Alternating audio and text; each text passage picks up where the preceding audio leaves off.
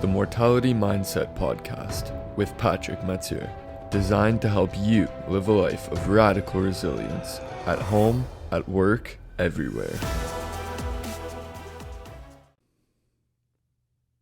Hi, welcome to the Mortality Mindset podcast.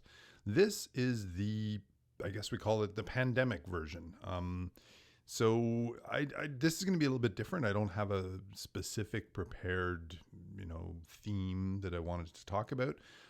I just want to talk to you today about the mortality mindset in absolute real practice, because I think this is the world we're living in right now. I'm recording this on Wednesday, March 18th, 2020. And the world is in a very different place. And I'm talking about North America. I know Europe and Italy and the Asian countries have been through this, and they understand this. And it's our turn now. It's our turn here in North America to be having to make adjustments and having to make changes. And it's difficult for people.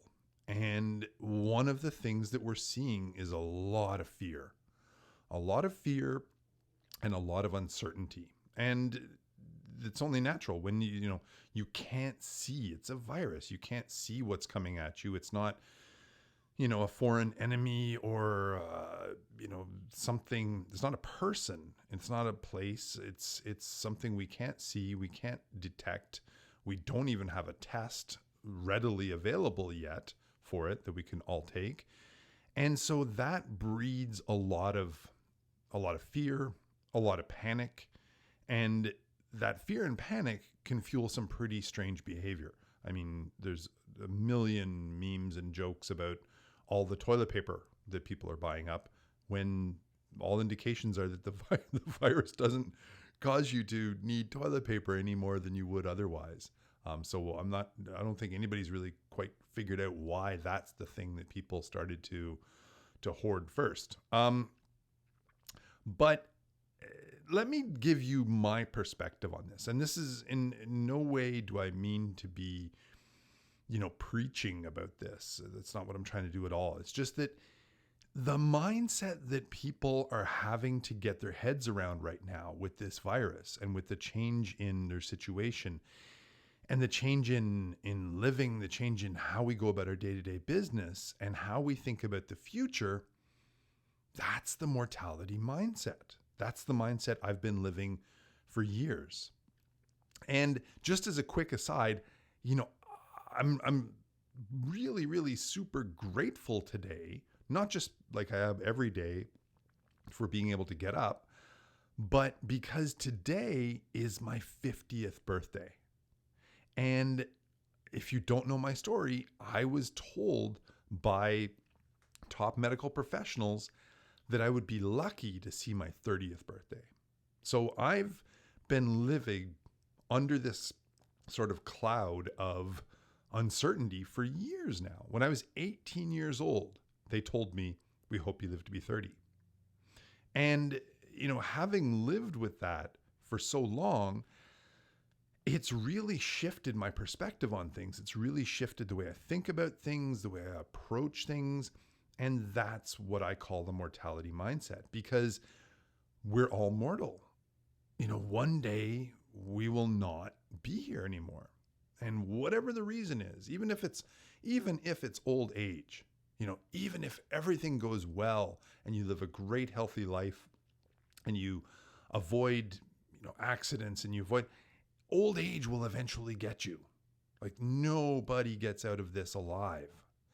And I think that's the thing that's terrifying people right now with this virus is, oh my God, what if it's the big scary what if, right? Like, what if this gets me? What if this gets someone I love? And what I've been trying to do for years is have people think about this in advance, not the virus, but think about mortality in advance and realize that something will get you and something will get your loved ones. And the sooner we make peace with that, the more power we have. The more we're able to step out of the fear and step out of the panic and really start to make some thoughtful changes in our lives where they're needed. And, I'm not going to go into that whole process, but let me just give you a little snapshot. So as I mentioned, it's my 50th birthday today. And way back in December, my girlfriend Jen said to me, you know what? To celebrate your 50th birthday, we're going away. And she's great. She's awesome because she said, I'm not going to tell you where until the day before. The day before. She said, I'll need your passport and your passport number. I'll need your passport number because we're going international. And we live in Canada. We're not going somewhere in Canada, and we're not going to the US. And that's all I had. So it was so exciting to be looking forward to this and thinking, and I'm the kind of person who I don't want to spoil a surprise. So I was, constantly thinking, well, maybe we're going here and maybe we're going there. And I had all kinds of ideas, but I didn't ask her about them and I didn't grill her because I wanted to be surprised. So at one point, maybe a month ago, she sent me a packing list and said, okay, you got to start getting some stuff together because I don't want to spring that on you the night before. But she said, here's what you need. And in there were things like shorts and t-shirts and sunscreen. And so I thought, okay, that narrowed the destinations down. That made a lot more sense. And the day before, and this would have been last Wednesday, the 11th. Yeah, I think that's right. Wednesday, the 11th, she came over and we had breakfast and she had made, I should have brought it for the benefit of the camera here, but it's in the other room. She put together this amazing binder, and in it were, and it was great because each page revealed a little bit more. And then eventually I got to find out we were going to Costa Rica for a week. And we weren't just going to like one resort, like one all-inclusive resort and staying there, which would have been awesome. But what we were doing is going to 3 nights on the side in a hotel, a gorgeous hotel on the side of an active volcano. And I'm like, what do you mean active? And apparently it last erupted in 2010. Like, how much more mortality mindset can you get than vacationing on the side of an active volcano, right? And it was, oh my God, it was amazing. I'll post some pictures. I think I've already posted a couple, but I'll post some more pictures to Instagram. So at Barcode Guy on Instagram, you can check some of the pictures there. So we arrived, we got there, and it was beautiful. The hotel was beautiful. The volcano was shrouded in clouds. The very top, we couldn't see the top of the volcano because it was shrouded in clouds. But it was so exciting to be there, and the temperature was perfect, and the weather, and the birds. Oh my God, the birds were amazing. All kinds of different birds, and the plant life was, because it's a rainforest, so there's all this amazing, plant life all around. And then the next day, all hell breaks loose, because the next day, which was Friday, so we arrived on the Thursday, the 12th. On the Friday, the Canadian government, and in different, we live in the province of Quebec, and the Quebec government closed all the schools and everything started to crack down because of the virus back home. And, we thought, okay, well, we're here and, we're here for a week, so we'll keep an eye on the news, but it's not going to wreck our vacation. And I think this is the piece of the mortality mindset I want you to get. Right? Balancing the fear and the uncertainty with the present. In my first book, I wrote something called the Mortality Manifesto. And in the Mortality Manifesto, I talk about fear. And I say, because fear is based on an imagined future, my focus on the present makes me fearless. Now, fearless is a bold word. It's a pretty, I'm not fearless. So if I were to rewrite that today, if I were to edit that today, I would put a hyphen, fearless. So focusing on the present makes me fear less than I might otherwise do.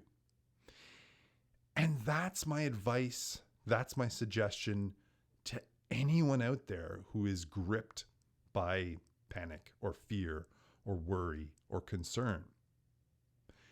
yes, we need to take this seriously. This is it's a pandemic. It's a worldwide pandemic right now.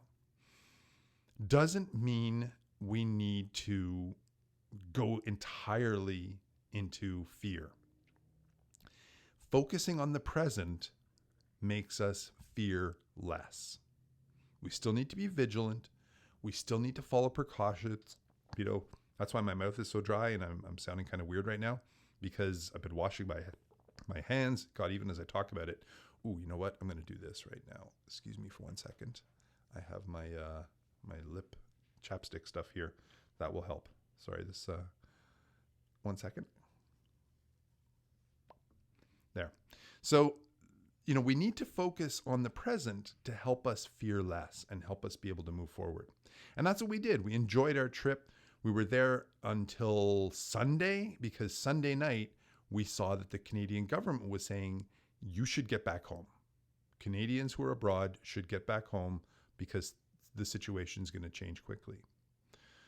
So, it was sad that we had to leave. We were going to be celebrating my 50th birthday in Costa Rica, and Jen had all these great plans because, as I said, 3 days at the side of an active volcano. Then we were going to a rainforest for 2 days, and then we were going to the beach after that. And it was going to be an amazing trip, and it still was an amazing trip. But what I'm focusing on now is not the inconvenience that we had to go through by moving, and certainly not all the fear and uncertainty of what could happen next. What I'm focusing on now is that we're symptom free, that everyone I know and love is symptom free and hasn't been affected yet. And it's a beautiful day out, and I'm 50 years old, and I wasn't supposed to be 50 years old. And that's what I'm holding on to. Bring your focus down to the micro level, find something to be grateful for, and hold on to that and anchor onto that. All right? Wash your hands, stay well, social distance, all those good things. A great way to social distance? Share this podcast with other people. Let them know. If there's people out there who are panicking and fearful, let them know about the podcast or the YouTube channel. And I'm going to be doing more of them because obviously we're in sort of a lockdown situation here. We can't go anywhere for 2 weeks because we're in self-isolation after traveling abroad. So I'm going to be doing more of these throughout the week. So you'll see a stepped up schedule. I'm also going to be releasing my course, my online course on fear, and I'm going to make that available for free. So keep an eye out for that as well. Anyways, be well, take care, and enjoy now.